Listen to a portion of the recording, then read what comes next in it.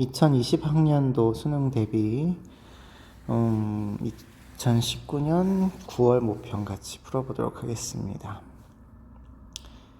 1번 문제입니다. 기억에 들어갈 진술로 가장 적절한 것은 입니다. 윤리학은 실천의 학으로 도덕 이론을 응용하여 실제 삶에서 제기되는 구체적인 도덕 문제 해결을 궁극적인 목표로 삼아야 한다라고 얘기하고 있으시니 요거는 실천규범 윤리학의 특징을 이야기하시는 거다, 이렇게 얘기할 수가 있겠습니다. 그런데 어떤 사람은 윤리학이 실제로 사람들이 따르고 있는 도덕적인 관행을 객관적으로 기술하는 것을 목표로 삼아야 된다고 주장을 한다네요. 그러면 요 윤리학은 기술 윤리학이 되겠죠. 기술 윤리학이 되겠습니다. 그러면 나는 이런 윤리학이 기억이라고 생각한다 라고 했으니까 실천규범 윤리학의 입장에서 기술 윤리학의 입장을 비판하는 내용으로 찾으시면 될 것 같습니다. 1번, 도덕 이론과 도덕 문제 간의 유기적 상관성을 강조하는 것이 실천규범 윤리학이죠. 그런데 기술 윤리학이 강조하는 게 아니니까 틀린 거죠. 2번, 도덕 문제 해결을 위한 도덕 판단의 중요성을 간과한다. 그렇죠. 이걸 강조하는 게 실천규범 윤리학인데 기술 윤리학은 간과하고 있으니까 맞는 얘기가 되겠네요. 3번, 도덕적 추론의 논리적 타당성이 갖는 중요성. 요거는 보통은 메타 윤리학이 강조하는 입장이잖아요. 그래서 기술 윤리학이 강조하지 않을 뿐더러 실천규범 윤리학에서 중요성을 강조하고 있지 않습니다. 4번, 도덕 이론의 정립보다는 도덕적 딜레마의 해결을 강조한다 했는데 도덕 이론을 적용해서 도덕 문제를 해결하는 것을 강조하고 있는 것이 실천규범 윤리학인데 기술 윤리학은 이런 걸 강조하지 않죠. 5번, 도덕적 관습에 관한 경험적 서술이 갖는 의의를 강조하고 있는 게 기술 윤리학이죠. 기술 윤리학이 강조해야죠. 간과하지 않습니다. 실천규범 윤리학이 강조하고 있지도 않고요. 그래서 정답은 2번으로 찾아주시면 되겠습니다. 2번 문제 보겠습니다. 다음 사상가의 관점에서 사례 속 A에게 해줄 수 있는 조언으로 가장 적절한 것은 입니다. 의무에 맞는 것이기는 하지만 의무로부터 나온 것이 아닌 행위는 도덕적 가치를 가지지 못한다. 의무에 맞는 것이기는 하지만 의무로부터 나온 것이 아닌 행위는 도덕적 가치를 가지지 못한다. 이 말은 의무에만 맞으면 된다 이런 얘기가 아니라 의무로부터 나온, 의무의식에서부터 나온 행위여야 도덕적인 가치다. 여러 가지 의무들이 있을 수 있잖아요. 뭐 국방의 의무라든지 거짓말을 하면 안 돼, 이런 의무가 외부에 존재하는 것이 아니라 자신의 의무의식에서부터 나온 것이어야 도덕적 가치가 있다. 다른 표현으로 이야기하면 자율적인 행위여야 된다, 이런 얘기죠. 그래서 행위는 그 자체로 선한 의지에서 비롯된 경우에만 도덕적 가치를 지닐 수 있다. 선한 의지, 선의지를 강조하고 계시죠. 전반적으로 봤을 때 칸트 선생님의 입장이라는 건 금방 찾을 수 있는데 이 단어가 매우 중요한 단어가 되죠. 의무라고 해서 모두 도덕적 가치를 가지는 것이 아니라 의무로부터 나온 것이어야 된다, 이렇게 기억해 주시면 좋겠습니다. 사례를 보시면 천성적으로 동정심이 많은 A는 동정심이 나왔네요. 평소 남을 돕는 일에 기쁨을 느끼며 봉사활동에 참여해왔어요. 그런데 A는 최근 겪은 슬픈 일로 인해서 봉사활동에 계속 참여할지 고민하고 있습니다. 이 동정심이라고 하는 것은 칸트에게 있어서는 도덕적인 어떤 기준이 되지 않죠. 도덕적인 행위의 기준이 되지 않는 아이예요. 그래서 여기 나온 것처럼 슬픈 일을 겪으면 안 할 수도 있고 막 이렇게 되기 때문에 의무는 반드시 해야만 하는 거니까 이렇게 동정심에 기반을 둔 행위는 도덕적이라고 보지 않는다라는 것이 칸트의 입장이죠. 자, 어쨌든 칸트의 입장에서 고르시면 됩니다. 공동체의 덕목과 전통에 부합하도록 해라. 그러면 이거는 덕윤리의 관점이죠. 덕윤리의 관점에서는 뭐 공동체의 덕목과 전통이 의무가 될 수 있지만 의무로부터 나온 행위여야 된다고 얘기하니까 칸트에 대한 설명은 아닐 거고요.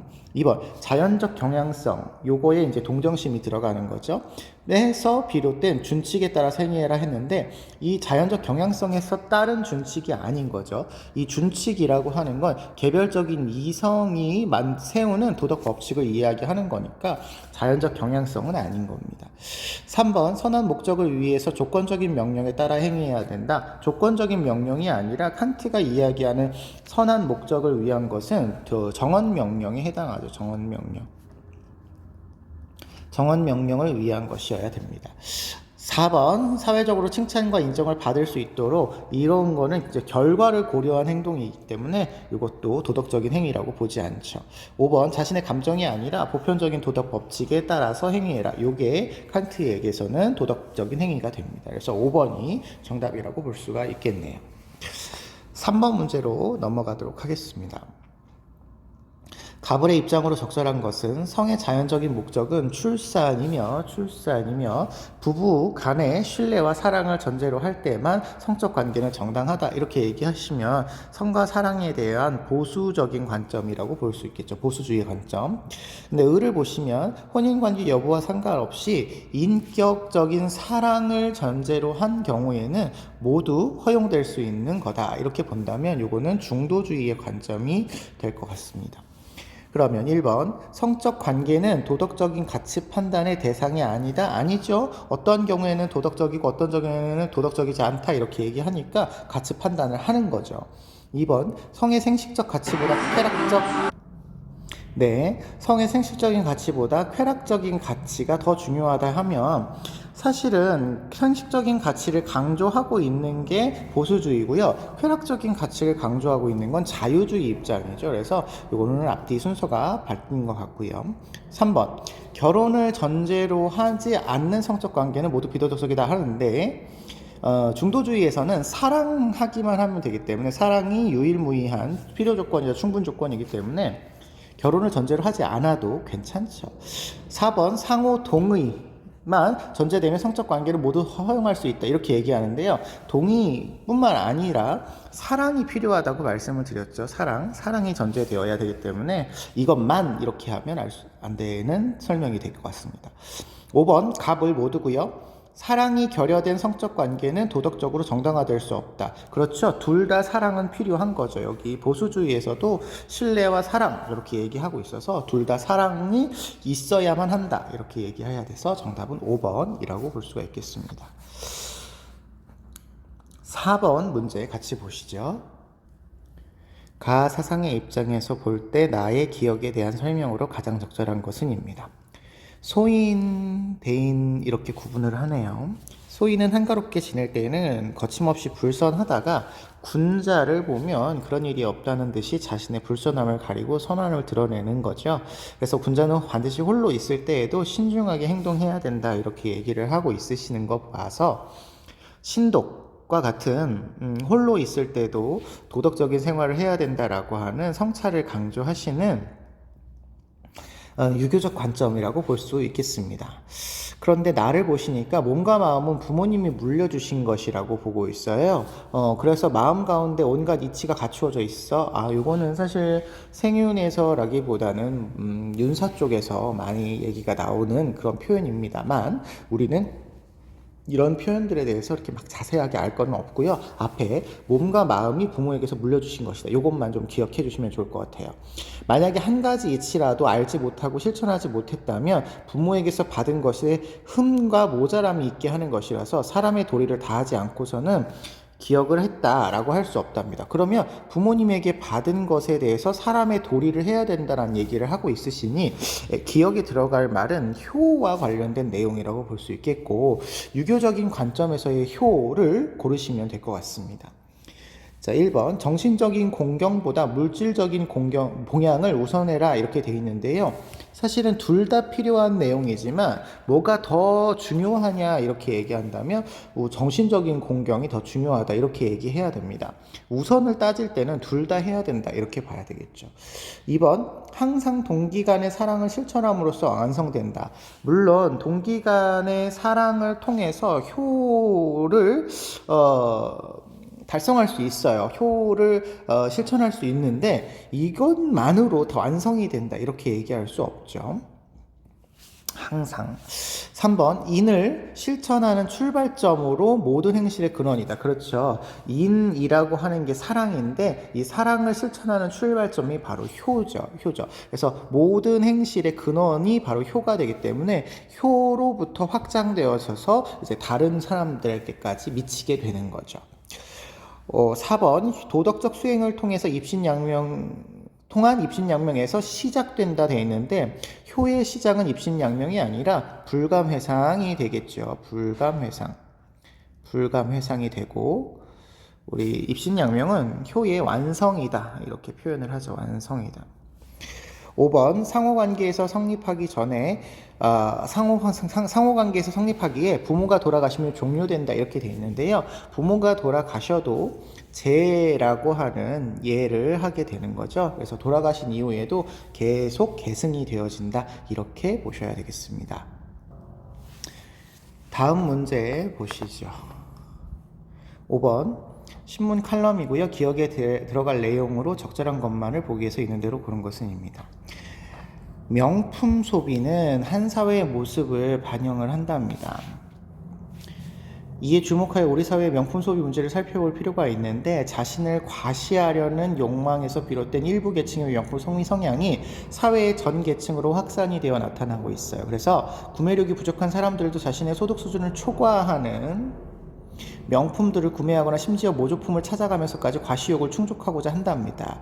이러한 소비 성향은 남들과 같아지고 싶다라는 욕구와 연관되어 명품 소비를 하나의 유행으로 만들게 되고 그 결과 명품 구매를 통해 남들과 같아지고 싶어하는 욕구는 일시적으로 충족되지만 자신의 개성은 상실하게 되는 문제를 발생시킨답니다. 이러한 명품 소비의 문제를 극복하기 위해서 우리는 기억해야 된다 이렇게 얘기하죠. 우리가 이런 명품 소비를 보통은 과시 소비라고 하고요.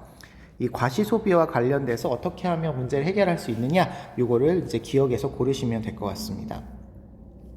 자, 기억 보기에서 고르시면 기억 동조 욕구를 절제하고 주체적 소비를 해라 이렇게 되어 있는데요. 동조 소비가 이제 유행에 따르는 그런 소비가 되죠. 그런 것들을 이제 절제하시고 자기가 스스로 주인이 되어진 소비를 하게 되면 아무래도 이런 남들의 소비 패턴을 따라서 소비하는 그런 형태의 소비를 지향하고 자신이 주도적인 소비를 할 수 있게 되겠죠. 그래서 기억은 맞는 표현이다 이렇게 볼 수 있겠고, 니은 자신의 경제력을 고려하는 합리적 소비를 해라. 그렇죠. 이런 동조 소비나 과시 소비 같은 경우는 비합리적인 소비예요.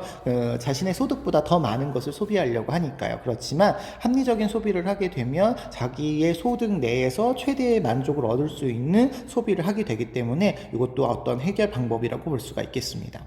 디귿 모방 소비를 지향하여 자신의 경제 개성을 표현해야 된다 이렇게 되는데, 모방 소비를 지향한다라고 하는 건 따라간다는 게 아니라 안 한다라는 거잖아요. 그러니까 모방 소비를 하지 않고 자신의 개성을 잘 표현을 하게 되면 이러한 과시 소비의 문제도 좀 해결이 될 수 있겠죠. 리을 특정 계층에 국한된 과시 소비의 문제를 해결해야 된다 이렇게 얘기하는데, 이 과시 소비의 문제는 처음에는 물론 이제 부자, 자기를 과시하려는 그런 욕망이 있는 사람들한테 하지만 사회 전 계층으로 이게 확산이 되어져서 나타나기 때문에 어느 특정 계층에게 국한됐다 이렇게 얘기할 수 없겠습니다. 그래서 정답은 기억, 니은, 디귿까지 찾으시면 되겠어요. 다음 문제 보겠습니다. 6번 다음 사상가의 입장으로 옳은 것은 이네요. 개인은 자신의 이익이 아닌 다른 사람의 이익을 고려하기도 한다. 여기 또 좋은 말이 나와 있네요. 자신의 이익도 그러니까 추구를 하는 거고 다른 사람의 이익도 고려를 하는 거예요. 그래서 둘 다 고려를 하기 때문에 이분의 경우에는 이기적인 성향을 지니기도 하고 이타적인 성향을 지니기도 한다. 이렇게 보셔야 됩니다. 그러나 집단은 개인이나 다른 집단과의 관계에서 상대방의 이익에 중업하기보다는 자기 집단의 이익을 관철하려는 경향을 강하게 나타낸답니다. 이게 조금 집단화 되어지면 그 집단 안에 있는 개인이나 집단과의 관계에서는 자기가 소속된 집단의 이익을 관철하려는 그런 경향을 나타낸다. 이런 얘기죠. 왜냐하면 개인들의 이기적인 충동은 개별적으로 나타날 때보다 하나의 공통된 충동으로 결합이 되어서 나타나게 되면 더 강하게 표출되기 때문이다. 도덕적인 개인이라도 사회에 들어가면 그 도덕성이 떨어진다. 이 얘기를 하는 거예요.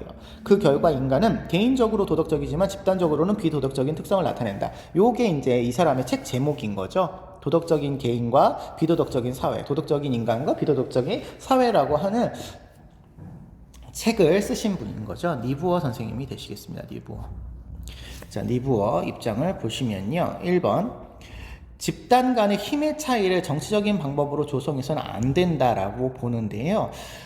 정치적인 방법을 통해 이게 이제 반대되어지는 표현이 이제 합리적인 방법이고, 합리적인 방법만으로는 개인과 개인 간의 윤리를 해결할 수 있겠지만 집단 간의 문제에서는 개인 윤리만으로는 해결할 수 없기 때문에 이런 정치적인 방법과 같은 비합리적인 수단을 사용할 수 있죠. 그래서 이거 안 된다가 아니고 사용해야 한다라고 이야기해야 될 것 같습니다. 2번, 개인과 사회의 최고의 도덕적 이상 간의 모순은 절대적이다 이렇게 되어 있는데 절대적이지는 않고요. 물론 모순이기는 합니다. 그리고 지속적이기도 해요. 그렇지만 니부어의 입장은 개인 윤리와 사회 윤리를 조화시킬 수 있다 이렇게 보시는 분이기 때문에 절대적인 모순이다 라고 표현하시면 안 되겠습니다. 3번, 집단의 규모가 커질수록 충동을 제어하는 이성의 힘이 커지는 게 아니라 충동이 커지죠. 충동이 커지고 이성의 힘은 줄어들어야 되겠죠. 잘못된 표현입니다. 4번, 올바른 정치적 도덕성은 합리성에 부합하는 강제력을 권고한다.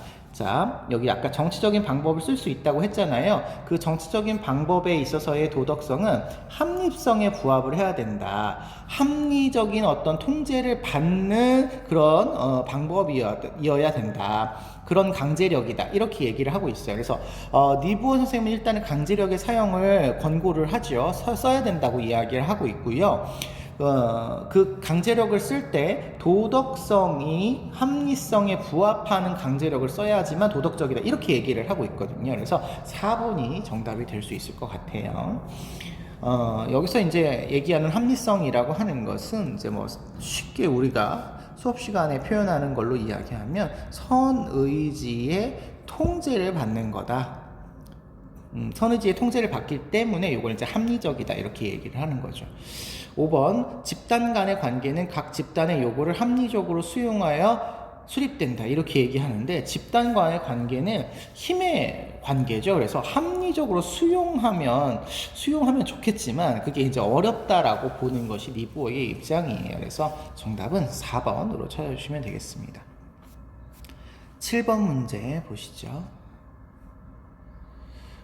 가불 사상가들의 입장으로 적절한 것만을 보기 위해서 있는 대로 고른 것은입니다. 심의불복종은 거의 정의로운 사회에서 그 체제의 합법성을 인정하는 시민들에 의해서만 생겨나게 된답니다. 합법성을 인정하는 시민들에 의해서만이에요. 그러니까 다른 사회 시스템에서는 체제에서는 생기지 않는다는 겁니다.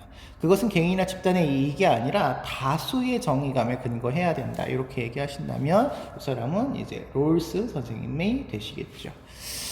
자, 을을 보시면 우리는 먼저 인간이어야 하고 그리고 그 다음에 국민이어야 되기 때문에 인간이 더 중요하다는 얘기예요. 그래서 법의 형평성보다는 독단에 치우쳐 있다고 판단되는 개인의 양심을 우리는 순순히 따르지 말고 저항해야 된다. 양심의 기준을 해서. 그래서 이 사람은 소로 선생님이 되시겠죠. 소로 선생님이 되시겠습니다.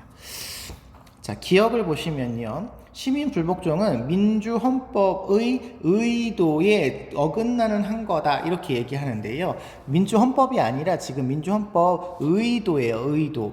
헌법을 만드는 민주헌법의 의도이기 때문에 이 보통 민주주의 체제를 우리가 롤스에서는 정의로운 체제라 하고 그 민주주의 체제를 만드는 정신 자체는 정의의 원리에 입각했지만 헌법은 그대로 정의의 원칙을 그대로 표현하지는 않았기 때문에 헌법 자체는 아니거든요. 그래서 의도에 따른다라고 하는 것은 이게 이제 정의의 원칙을 따른다 이런 의미가 되기 때문에 이 정의의 원칙에 어긋나는 한거가 아니라 정의의 원칙을 기준으로 해서 일어나는 어떤 행위가 되는 거죠. 그래서 이거는 잘못된 설명이라고 볼 수 있겠습니다. 그래서 여러분 이런 표현이 나오시면 민주주의 헌법의 의도라고 보시면 그냥 이거 정의의 원칙이라고 보시면 되고 그냥 체제라고 보셔도 괜찮을 것 같습니다. 니은 정의의 원칙도 시민불복종 대상에서 제외되지 않는다라고 되어 있는데 정의의 원칙 중에 이제 차등의 원칙의 경우에는 시민불복종의 어떤 기준은 아니에요. 기준은 아니기는 하지만 정의의 원칙을 이야기할 때 시민불복종의 대상이다 이렇게 얘기하는 것은 안 되겠죠. 그래서 제외된다 이렇게 얘기하셔야 될 것 같죠. 그러니까 정의의 원칙이 시민불복종의 대상이 아니고 기준이에요. 기준. 시민불복종을 하는 기준이기 때문에 정의의 원칙 자체를 바꾸는 게 아니잖아요. 그러니까 이거 대상이라고 이야기하시면 안 된다. 기준이라고 이야기해야 된다. 이렇게 얘기하셔야 될 것 같습니다. 그래서 제외된다. 이렇게 보시면 되겠죠. 디귿, 법보다 정의에 대한 존경심을 함양하는 것이 바람직하다. 그렇죠. 법보다 개인의 정의감이 더 중요하다. 이런 얘기가 되겠고요. 리을, 시민불복종은 위법행위이지만 하나의 권리이다. 그렇죠. 이것도 맞는 얘기입니다. 분명히 둘 다 위법행위이지만 시민으로서 바람직한 체제를 갖추기 위한 권리다. 이거는 소로와 롤스가 둘 다 얘기할 수 있는 표현이죠. 그래서 3번이 정답이 되겠습니다. 8번 문제 보시죠. 갑을 사상가들의 입장으로 옳지 않은 것은입니다. 각자의 직분을 나누는 것이 예법의 핵심이라고 이야기하고 있으십니다. 농부, 공인, 상인 각 분야에 정통했지만 그 분야를 지도하는 관리는 될 수 없어요. 도에 정통한 사람은 이 세 가지 일을 하나도 못해도 이 세 가지를 다스릴 수 있는 그런 능력을 가지고 있답니다. 우리가 이렇게 산업공상으로 구분을 한다 그러면 순자 선생님에 해당되는 내용입니다. 예, 이렇게 볼 수 있겠죠. 예법을 강조하니까 당연히 유교 입장이고요. 을을 보시면요. 마음을 쓰는 사람, 노심자는 다스리는 사람이고 몸을 쓰는 사람, 노력자는 다스림을 받는 사람이랍니다. 다스림을 받는 사람은 남을 먹여 살리고 다스리는 사람은 남에 의해 먹고 산다. 이처럼 서로 도우며 살아가는 것이 세상의 이치니까 상호 보완적인 관점에서 노력자와 노심자가 구분된다. 이렇게 얘기하시면 맹자 선생님의 입장이 되시겠죠. 노심자, 노력자, 맹자입니다. 자, 둘 다 유교 사상가네요. 1번. 순자는 예에 맞게 사회적 분업이 이루어져야 된다. 그렇죠. 요거 맞는 얘기고요. 요거는 맹자에게 적용하거나 유교 사상가에게 적용을 해도 다 맞는 표현이죠. 예와 능력. 2번. 군자는 도를 익혀야만 자신의 일을 완수할 수 있다. 그렇죠. 완수한다는 거는 훌륭하게 성취한다 이런 의미를 갖고 있기 때문에 군자가 통치하는 일을 잘하기 위해서는 도 혹은 예를 가지고 있어야 되는 거죠. 맞습니다. 3번 맹자는 다양한 직업들 사이에 상호 보완적인 관계 말씀드렸죠. 통치하는 사람은 남에 의해서 먹고 살고 통치를 받는 사람은 남을 먹여 살리는 그런 상호적인 관계가 나타나죠. 4번 몸을 쓰는 사람은 항산에 앞서 항심을 지녀야 된다 했는데 몸을 쓰는 사람은 노력자잖아요. 노력자는 다스림을 받는 사람, 즉 백성을 이야기하니까 백성은 항산이 없으면 항심을 가질 수 없으니까 앞서 우선한다라는 건 항산이 우선을 해야 될 것 같죠. 그래서 4번이 잘못된 표현이다 이렇게 볼 수 있겠고요. 5번 모든 사람은 각자가 맡은 직분과 역할에 충실해야 된다. 개인적인 어떤 역할과 지위에 따른 행위를 잘 수행해야 된다. 이런 말들은 다 할 수 있는 표현이죠. 그래서 정답은 4번이라고 볼 수 있겠네요. 9번 문제 보겠습니다. 다음 토론의 핵심 쟁점으로 가장 적절한 것은 입니다. 갑을 보시니까 의사는 질병에 관한 전문 지식을 지니어요. 그런데 환자는 그렇지 못하기 때문에 부모가 그의 자녀의 선을 간섭하듯이 의사도 환자의 선을 위해 온정적으로 간섭해야 된다. 이렇게 얘기를 하고 있습니다. 자, 온정적으로 간섭해야 된다.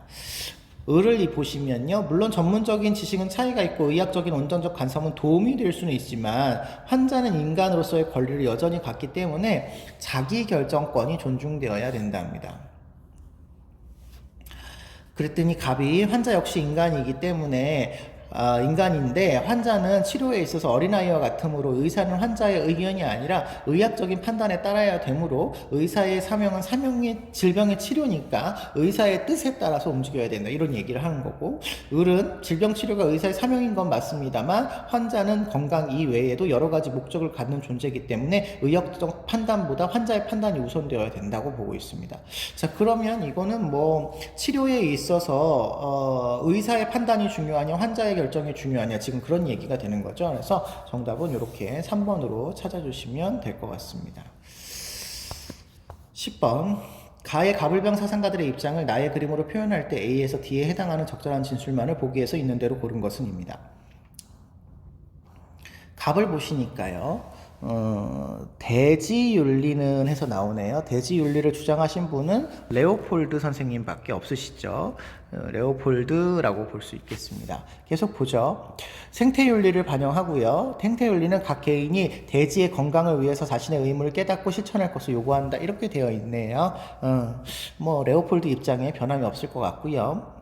을을 보시면 삶의 주체라는 기준을 충족하는 동물들은 내재적 가치를 가지고 있답니다.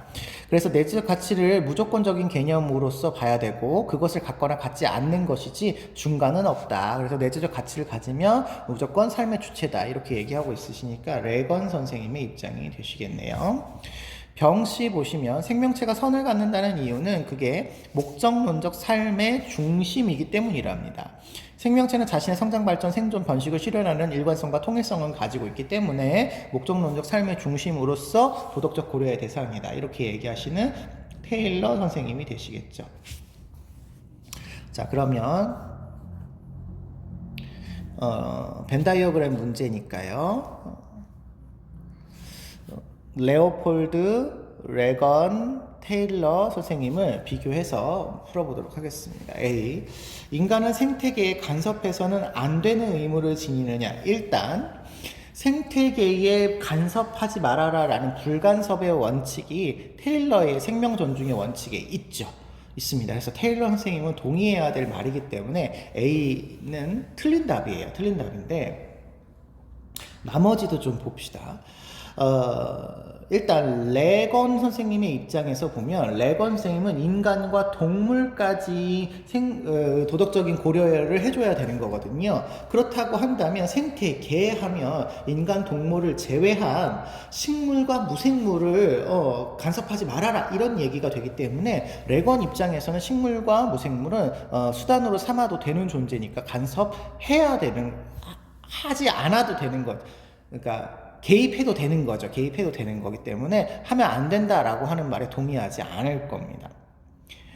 레오폴드 선생님 입장에서는요, 생태계까지를 우리가 도덕적으로 존중해 줘야 되는데 도덕적으로 존중하기 위해서 간섭할 수 있는 경우가 있죠. 생태계의 안전성, 온전성, 아름다움을 위해서 인간의 의무를 강조하고 계시므로 뭐 예를 들면 황소개구리가 생태계를 교란하고 있다고 한다면 황소개구리를 없애는 어떤 개입이 가능하다, 이렇게 보고 있기 때문에 간섭하면 안 되지 않죠. 간섭해도 됩니다.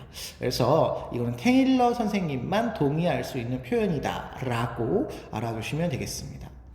니은 1살 이상의 정상적인 포유동물, 제가 요런 표현들은 조금 기억해두라고 말씀드렸는데 요거는 레건이 이야기하시는 그런 삶의 주체인 존재다라고 기억해주세요. 그래서 이런 존재가 내재적 가치를 갖는다 그러면 레건 선생님이 동의를 해야 되는 말입니다. 자, 그런데요. 한 살 이상의 정상적인 포유 동물이 내재적 가치를 지닌다라고 얘기하면 그러면 동물을 포함하고 있는 생태 중심주의나 생명 중심주의는 당연히 존중을 해야 된다 이렇게 얘기를 해야 되겠죠. 그래서 내재적 가치를 지니냐라고 물어보셔도 레건과 테일러가 뭐 동의할 말이라고 보셔야 되겠습니다. 포함되어 있으니까요. 그래서 B도 잘못된 설명이 되겠고요. C 보겠습니다. 생태계의 선이 개체의 선보다 우선하는 것은 아니다. 이렇게 얘기하시면 생태계의 선 그러면 이거는 전체주의적 목적을 이야기하는 거고 개체의 선 그러면 말 그대로 개체주의적인 목적을 이야기하는 거예요. 근데 개체주의 선보다 우선하는 것은 아니래요. 그러면 개체주의가 우선한다라는 얘기잖아요. 그러면 전체주의는 틀린 답이 되어야 되겠죠. 그래서 레건 선생님은 틀린 답이 되고 개체주의를 가지고 있는 테일러 선생님과 레건 선생님은 맞는 거다. 이렇게 볼 수 있겠습니다. 그러면 C는 맞는 얘기가 되겠죠. D. 상호 인간의 간의 의무는 여러분 요 말은 좀 기억해 주셔야 되겠어요. 인간 상호 간의 의무라고 하면 인간끼리 의무예요. 인간끼리 의무는 도덕적으로 정당화될 수 있다 이런 얘기입니다. 인간들은 인간들 간의 의무를 지닌다라고 한다면 레오폴드나 레건이나 테일러는 모두 인간을 존중해야 된다, 도덕적으로 고려해야 된다는 내용을 포함하고 있기 때문에 모두의 정답이 됩니다. 모두의 정답. 그래서 리을도 정답이다. 이렇게 얘기할 수 있겠고, 그러면 정답이 3번 디그리을이 되겠습니다. 네, 10번 문제 조금 고민해서 잘 봐주시면 좋겠어요. 11번 문제로 넘어가도록 하겠습니다. 가의 입장에 비해 나의 입장이 갖는 상대적인 특징을 그림의 기억 미음 중에서 고른 것은입니다.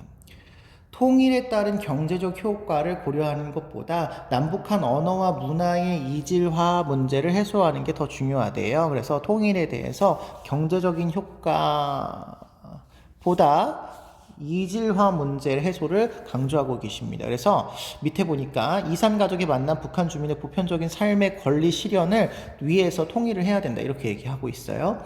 그에 비해서 나를 보니까 통일 문제를 문화적 동질성 회복과 인권 신장의 관점에서 고찰할 필요도 있겠지만 분단에 따른 각종 불안 요인을 극복하는 경제 발전의 안정적 토대를 구축하는 게 더 중요하다 이렇게 얘기를 하고 계세요. 그러면 경제적인 효과나 경제적인 어떤 발전에 주목하고 있는 것을 조금 더 강조하고 계시는 내용을 고르시면 되겠네요. X. 문화적 통합의 측면을 강조는 가가 강조하죠. 그래서 이거는 낮아야 되겠고요. Y축 경제적 실리를 강조하는 거는 나가 경제를 강조하고 있고, Z축 인도주의적 측면을 강조하는 것도 가가 강조하고 있기 때문에 Y축만 높은 여기 리을이 정답이 될 것 같습니다. 정답은 4번이 되겠네요. 12번 넘어가죠. 가의 갑을 사상가들의 입장을 나의 그림으로 표현할 때 A에서 C에 해당하는 적절한 질문만을 보기에서 있는 대로 고른 것은입니다. 갑을 보시니까요. 고통받는 사회는 정의로운 체제를 만들 수 있는 전통이 결핍되어 있답니다. 고통받는 사회는요. 정의로운 체제를 만들 수 있는 전통이 결핍되어 있어서 질서 정연한 사회의 만민은 이러한 고통받는 사회를 원조해야 될 의무를 갖는다라고 얘기하고 계시니 이거는 롤스 선생님의 입장이 되겠네요. 을을 보시니까 절대 빈곤은 나쁘답니다. 절대 빈곤은 그에 상당하는 도덕적으로 중요한 일을 희생하지 않고서 방지할 수 있다면 우리는 이러한 절대 빈곤을 막아야만 하는 의무가 있다. 이렇게 얘기를 하고 계셔서 이거는 싱어 선생님의 입장이다. 이렇게 볼 수 있겠습니다. 플로우 차트 문제가 되겠습니다. 그러면 갑은 롤스, 두 사람을 모두 비교해야 되니까 갑은 롤스, 을은 싱어 이렇게 되겠습니다. A. 원조는 국가 간의 복지 수준의 조정을 목표로 한다. 자, 요 말은요, 자주 나오는 표현이니까 요 말도 잘 기억해 주세요. 복지 수준의 조정을 목표로 하는 것은 우리가 배우는 롤스나 싱어 모두에게 해당되지 않는 설명입니다. 요거 꼭 기억해 주세요. 롤스 선생님은 경제적인 어떤 부분을 조정을 하는 사등의 원칙을 해외 원조에 적용하지 않습니다. 그래서 경제적인 수준을 조정하는 것에 의미를 두지 않고 있고요. 시잉어 선생님도 최대다수 최대 행복이라고 하는 그런 결과를 도출하면 되기 때문에 복지 수준을 반드시 조정해야 될 목표라고 설정하지 않습니다. 복지수를 조정할 수 있지만 그것 자체가 목적은 아닌 거죠. 그래서 이건 잘못된 설명입니다. 니은 롤스만 보시면 되죠. 원조는 국가 간의 자원을 재분배하는 윤리적 의무냐라고 보는데 아까 말씀드렸다시피 롤스는 자원 배분이나 경제적인 조건을 개선하는 것을 원조의 목표로 삼고 있지 않습니다. 그래서 이거는 잘못된 설명입니다. 뒤끝 C 질서 정연한 사회의 구성원은 원조의 대상이 될 수 있는가? 네, 싱어 선생님은 질서 정연하건 질서 정연하지 않건 상관없이 최대다수 최대 행복, 인류 전체의 복리를 증진할 수 있으면 할 수 있어요. 그래서 질서 정연한 사회이냐 아니냐는 중요하지 않습니다. 리을 C죠. 원조 주체와 대상의 이익을 평등하게 고려해야 되느냐. 그렇죠. 이익평등 고려의 원칙을 적용을 전 세계에 하고 있는 거라고 보시면 되겠죠. 그래서 정답은 요거 디글리을에 해당하는 3번이 되시겠습니다. 13번 문제 보시죠. 다음 글에서 강조하고 있는 내용으로 가장 적절한 것은입니다. 사이버 공간은 실제 공간의 연장이면서 익명성의 특징을 지닌 새로운 공간입니다. 도덕적 책임을 둔감하게 만드는 익명성은 부정적인 측면을 간과해서는 안 되지만 긍정적인 측면을 살리는 지혜가 필요하다 합니다. 사이버 공간에서 우리는 현실의 자아에서 벗어나 여러 가지 자아를 체험하면서 자신의 모습을 자유롭게 만들고 해체하면서 새로운 자아를 형성할 수 있어요. 우리는 다중 정체성의 위험에 유의한다면 사이버 자아를 통해 현실의 삶은 더욱 풍성하게 될 거다. 이렇게 얘기하고 있어서 사이버 공간의 어떤 익명성으로 인해서 부정적인 측면도 있지만 긍정적인 측면을 잘 살려라 이런 얘기네요. 1번 사이버 자아는 현실 자아의 반영에 불과한 게 아니라 여러 가지 자아 실험을 할 수 있겠죠. 2번 사이버 자아의 익명성을 위험하기에 실명화해야 된다? 아니에요. 이거를 위험한 측면을 극복해서 좋은 결과를 얻을 수 있도록 노력해라 이런 얘기죠. 3번 사이버 자아는 현실의 자아보다 도덕적 책임에 민감하다. 여기 자세하게 나오진 않았는데 어쨌든 문제를 일으킬 수 있다라는 얘기가 나왔잖아요. 사실 사이버 공간에서는 익명성이 있기 때문에 훨씬 더 도덕적 책임에 있어서 둔감해지겠죠. 4번 사이버 공간은 자아 정체성을 모색할 수 있는 열린 공간이다. 그렇죠. 여러 가지 자아 실험을 할 수 있기 때문에 이런 얘기를 할 수가 있을 것 같죠. 5번 사이버 공간은 다중자아를 금지하지 않죠. 다중자아가 표현될 수 있기 때문에 유의해라라는 것이지 금지하고 있는 건 아닙니다. 그래서 정답은 4번으로 찾아주시면 되겠습니다. 자, 14번 문제로 넘어가겠습니다. 다음 사상가 입장만을 보기 위해서 있는 대로 고른 것은 시란 시 얘기가 나왔네요.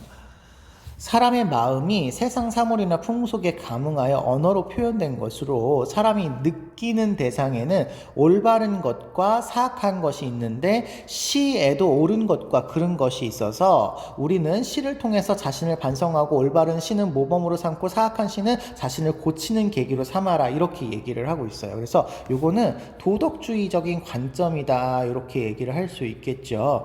이게 구체적인 사상가를 이게 주자이기는 한데 우리가 주자인 것까지 아는 것은 굉장히 어려운 일이잖아요. 그래서 이걸 도덕주의다 그냥 이렇게만 알고 계셔도 문제는 풀 수 있을 것 같아요. 그렇다고 본다면 기억 시는 선악 판단의 대상에서 배제되어야 되는가가 아니죠. 도덕주의는 선악을 판단을 해서 좋은 걸 받아들이고 나쁜 걸 배제하고 뭐 이래가지고서는 사람들한테 도덕적으로 좋은 영향을 미쳐야 된다 이런 얘기니까요. 니은 시를 감상할 때는 윤리적 성찰을 겸해야 된다. 그렇죠. 윤리적 성찰이 이제 도덕적인 판단에 해당하는 거죠.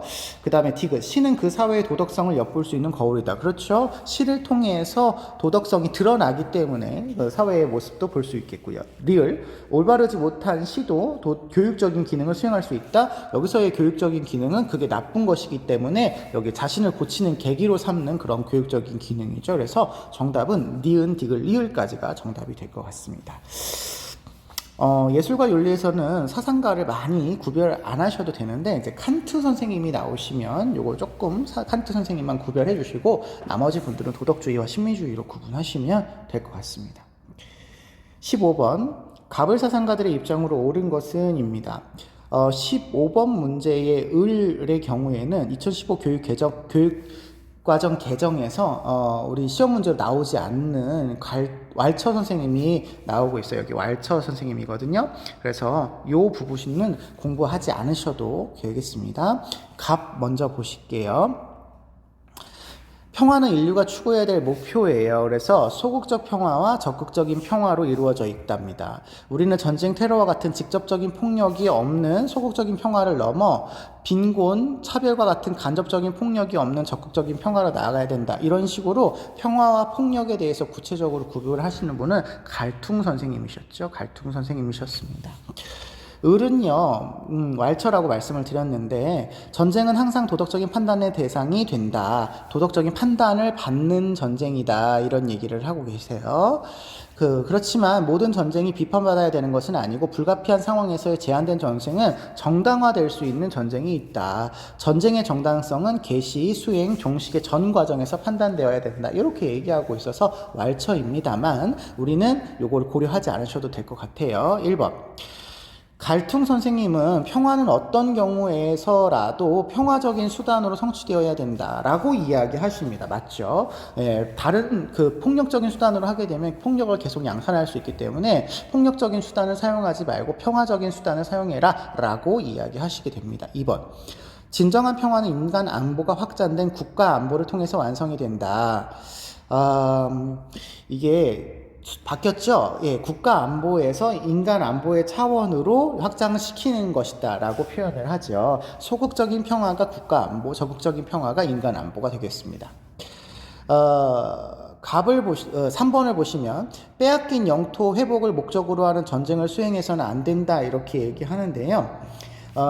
정의전쟁론에서는 잘못을 바로잡기 위한 목적을 위한 전쟁은 정당화될 수 있다라고 봅니다. 그래서 이거는 아니고요. 4번 불간섭의 원칙에 따라 타국의 인권 문제에 결코 개입해서는 안 된다가 아니라 심각한 부정의가 발생했을 때, 인권 침해가 굉장히 심각하게 일어날 때, 인권 유린이 일어난다라든지 대량 학살이 일어난다라든지 이럴 때에는 정당한 전쟁 개시의 명분이 될 수 있다라고 왈처 선생님은 보고 있습니다. 있으시죠.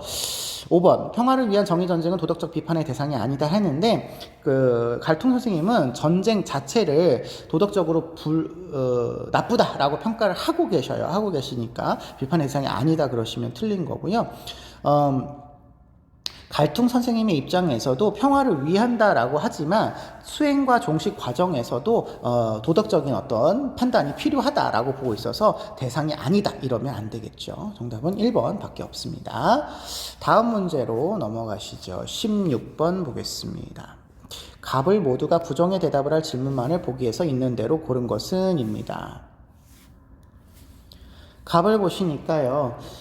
시장의 경쟁력 강화를 위해서 경영 전략 차원에서 공익 증진이라는 사회적 책임에 힘써야 된대요. 사회적 책임이 공익 증진이랍니다.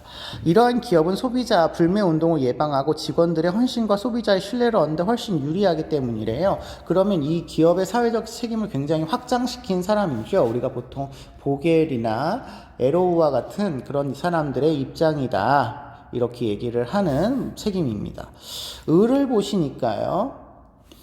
기업의 사회적 책임은 오로지 시장 규칙을 준수하면서 기업 이익을 극대화하려는 것으로 오로지 책임이 한정이 된답니다. 이 과정에서 기업은 보이지 않는 손에 이끌려서 원래 의도하지 않았던 공익도 기여하게 되기 때문에 굳이 공익을 목표로 해서 사회적인 책임을 질 필요는 없다. 이렇게 얘기하고 계셔서 이분은 프리드먼 같은 분이다.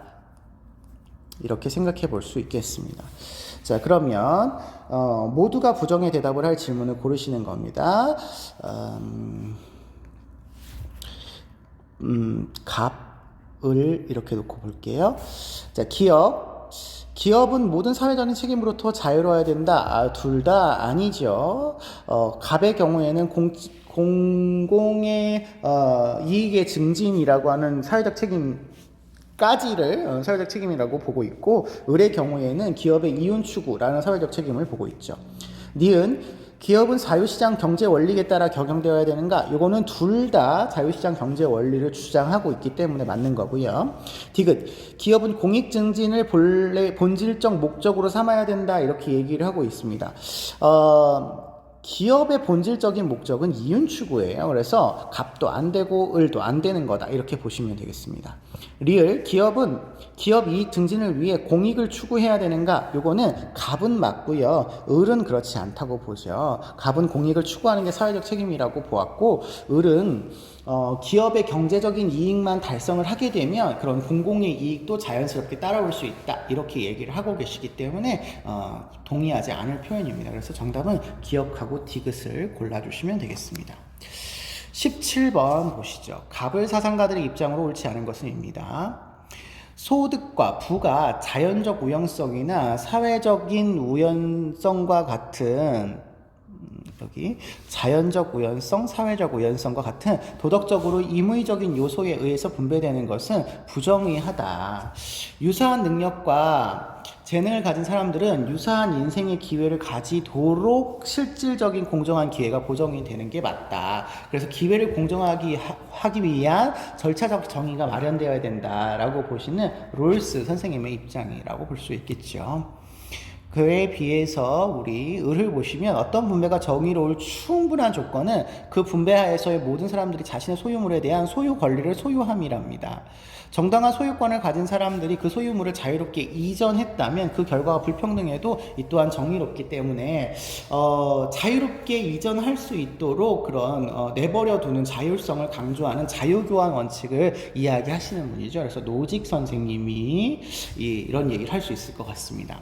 그렇다고 한다면 1번, 롤스는 천부적 재능의 불균등한 분포는 부정의하기에 보상되어야 된다 했는데 여기 위에서도 나와 있지만 부정의한 게 아니고요, 임의적인 거죠. 그냥 우연한 거예요. 그래서 부정의하다 이렇게 얘기하지 않고 불균등한 분포 그대로 분배를 하면 부정의하게 되는 거죠.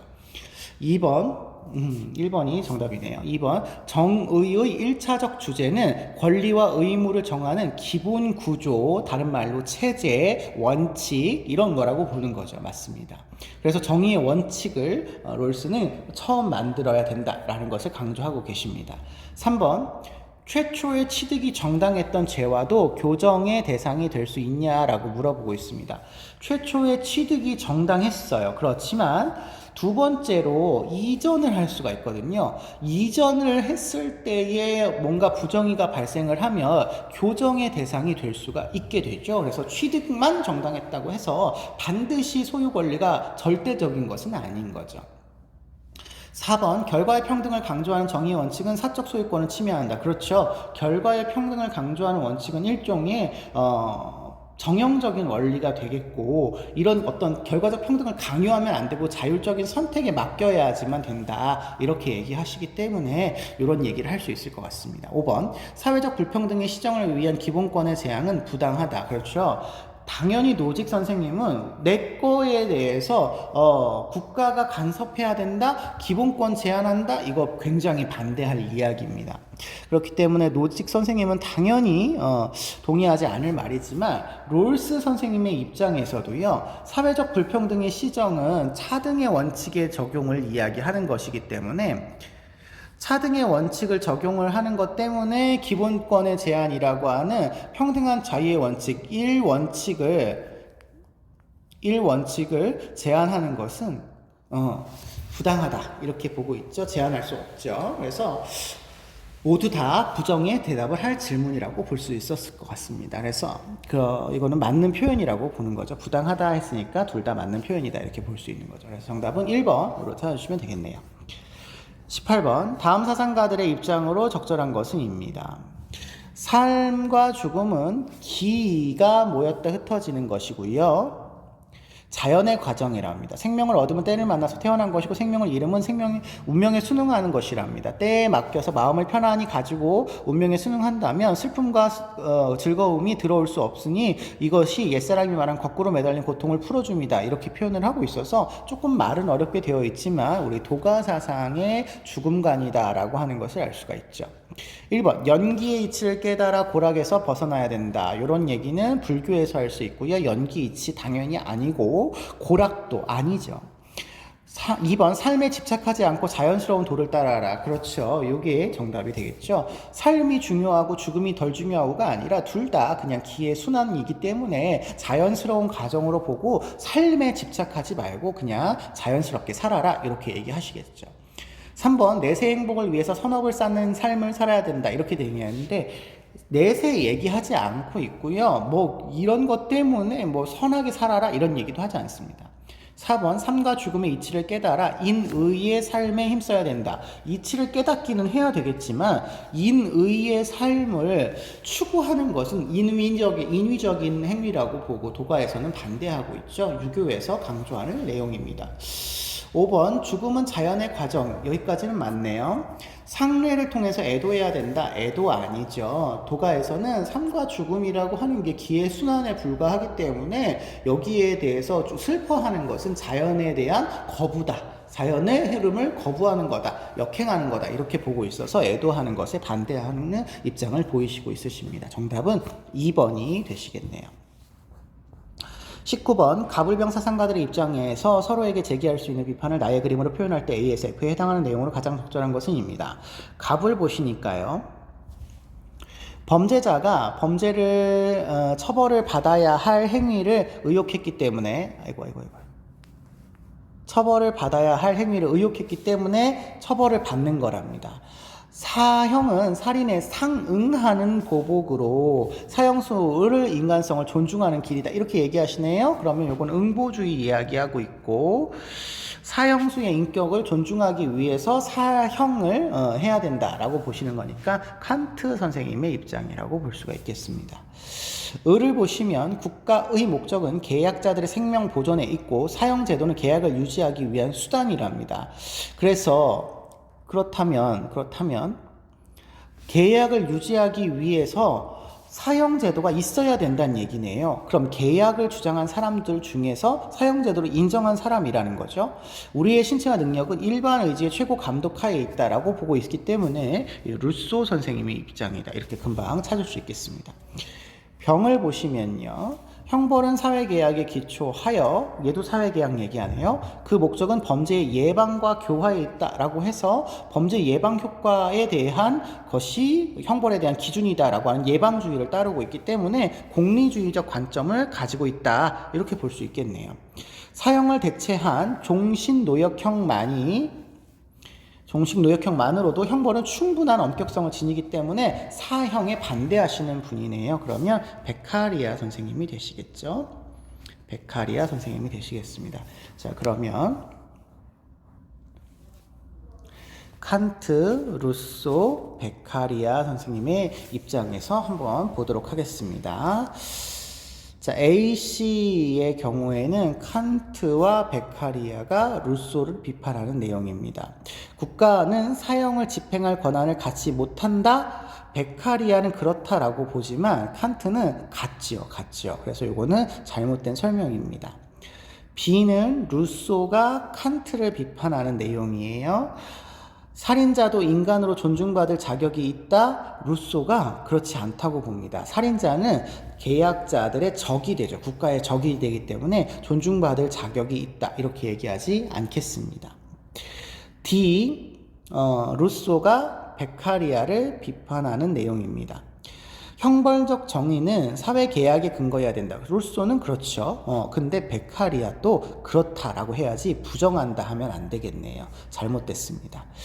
4번 E네요. E는 베카리아가 칸트를 비판하는 내용입니다. 처벌의 목적은 교화가 아니라 응보다? 아니죠. 베카리아는 예방주의를 따르고 있기 때문에 예방주의적 차원에서 이 베카리아는 사회계약과 공리주의적 관점을 모두 가지고 계신 분이기 때문에 예방주의적 차원에서 범죄자에 대한 교화와 일반 시민들에 대한 범죄 예방 효과가 있어야 된다라는 것을 기준으로 하고 계신 분이에요. 그래서 응보에 있다는 잘못된 설명이 되겠죠.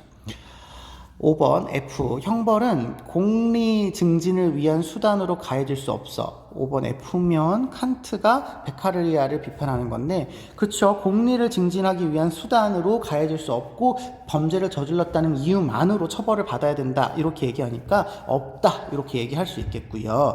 베카리아는 그런데 그렇지 않죠. 처벌을 해야 하는 이유는 결국에는 예방주의라는 공리의 목적을 달성하기 위한 거다 이렇게 얘기하기 때문에 이거 맞는 얘기가 될 것 같습니다. 정답은 5번이 되겠네요. 20번 문제 보시죠. 그림은 어느 사상가의 강연이고요. 기억에 들어갈 내용으로 적절하지 않은 것은입니다. 성스러움이 세속적인 것과 전혀 다른 그 무엇으로서 자신을 드러내어 보여주기 때문에 자신을 드러내어 보여준답니다. 인간은 성스러움을 알 수 있어요.